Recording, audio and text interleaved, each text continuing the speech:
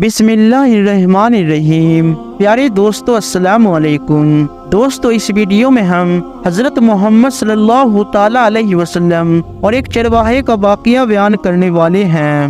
دوستو غزوہ خیبر کے موقع پر ایک چرواہا حضور اکرم صلی اللہ علیہ وسلم کی خدمت میں آیا۔ وہ یہودیوں کی بکریاں چرایا کرتا تھا۔ اس چرواہے نے جب یہ دیکھا کہ خیبر کے باہر مسلمانوں کا لشکر پڑاؤ ڈالے ہوئے ہے تو اس کے دل میں یہ خیال آیا کہ میں جا کر ان سے ملاقات کروں اور دیکھوں کہ یہ مسلمان کیا کہتے ہیں اور کیا کرتے ہیں۔ چنانچہ یہ شخص بکریاں چراتا ہوا مسلمانوں کی لشکر میں جا پہنچا اور ان سے کہنے لگا کہ تمہارا سردار کہاں ہے؟ صحابہ کرام نے فرمایا کہ ہمارے سردار حضور صلی اللہ تعالی علیہ وسلم اس خیمے کے اندر ہیں۔ پہلے تو اس چرواہے کو ان کی باتوں پر یقین نہ آیا، بس سوچنے لگا کہ اتنا بڑا سردار ایک معمولی سے خیمے کے اندر کیسے بیٹھ سکتے ہیں۔ ان کے ذہن میں یہ تھا کہ یہ اتنے بڑے سردار ہیں تو ان کا رہن سہن بھی کافی شاندار ہوگا، لیکن وہاں تو کھجوروں کے پتوں سے خیمہ بنا ہوا تھا۔ پھر وہ شخص آپ صلی اللہ تعالی علیہ وسلم کے خیمے میں ملاقات کے لیے حاضر ہوا اور آپ سے ملاقات کی اور یہ پوچھنے لگا کہ آپ کیا پیغام لائے ہیں اور کس بات کی دعوت دیتے ہیں۔ حضور صلی اللہ تعالی علیہ وسلم نے اس شخص کے سامنے اسلام اور ایمان کی دعوت رکھی اور اسلام کا پیغام دیا تو وہ شخص کہنے لگا کہ اگر میں اسلام کی دعوت کو قبول کر لوں تو میرا کیا انجام ہوگا اور کیا رتبہ ہوگا؟ تو اس پر حضور اکرم صلی اللہ تعالی علیہ وسلم نے فرمایا کہ اسلام لانے کے بعد تم ہمارے بھائی بن جاؤ گے اور ہم تمہیں گلے سے لگائیں گے۔ تو یہ سن کر چرواہا کہنے لگا کہ آپ مجھ سے مذاق کر رہے ہیں، میں تو ایک معمولی سا چرواہا ہوں، میرے تو بدن سے بھی بدبو آ رہی ہے، ایسی حالت میں آپ مجھے کیسے گلے لگائیں گے؟ تو حضور صلی اللہ تعالی علیہ وسلم نے فرمایا کہ ہم تمہیں ضرور گلے سے لگائیں گے اور اللہ تعالیٰ تمہارے جسم سے نکلنے والی بدبو کو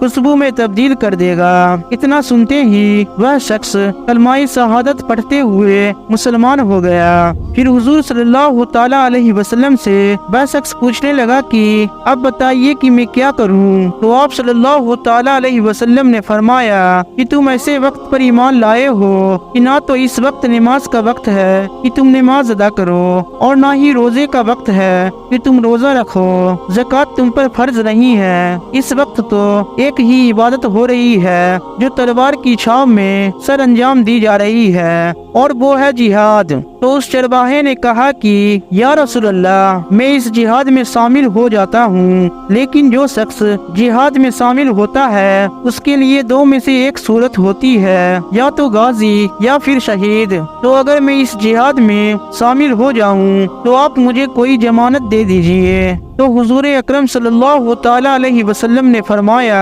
کہ میں اس بات کی ضمانت دیتا ہوں کہ اگر تم جہاد میں شہید ہو گئے تو اللہ تعالیٰ تمہیں جنت میں پہنچائے گا اور تمہارے جسم کی بدبو کو خوشبو میں تبدیل کر دے گا اور تمہارے چہرے کی سیاہی کو نور میں تبدیل فرما دے گا۔ چونکہ وہ چرواہا یہودیوں کی بکریاں چڑھاتا ہوا وہاں پہنچا تھا، اس لیے حضور صلی اللہ تعالی علیہ وسلم نے فرمایا کہ تم یہودیوں کی جو بکریاں لے کر کے آئے ہو ان کو جا کر واپس کر دو، اس لیے کہ یہ بکریاں تمہارے پاس امانت ہے۔ اس سے یہ اندازہ لگائے کہ جن لوگوں کے ساتھ جنگ ہو رہی ہے، جن کا معاوضہ کیا ہوا ہے، ان کا مال غنیمت ہے، کیونکہ چرواہا بکریاں معاوضے پر لے کر آیا تھا، اس لیے آپ صلی اللہ تعالی علیہ وسلم نے حکم دیا کہ پہلے وہ بکریاں واپس لے کر جاؤ، پھر آ کر جہاد میں شامل ہو جانا۔ چنانچہ چرواہے نے جا کر بکریاں واپس کر دی اور پھر آ کر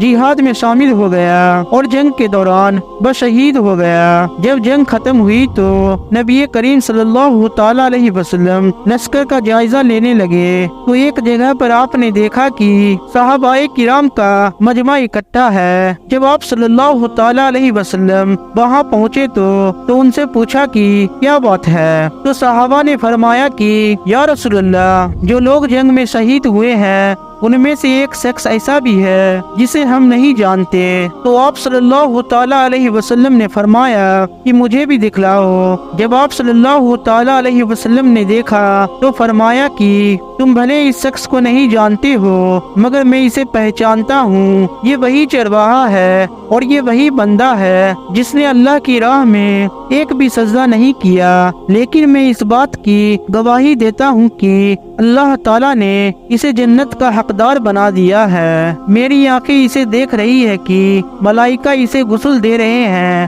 اور اس کی بدبو خوشبو میں تبدیل ہو رہی ہے۔ سبحان اللہ۔ تو دوستو دل سے ایک مرتبہ کومنٹ میں سبحان اللہ ضرور لکھیں۔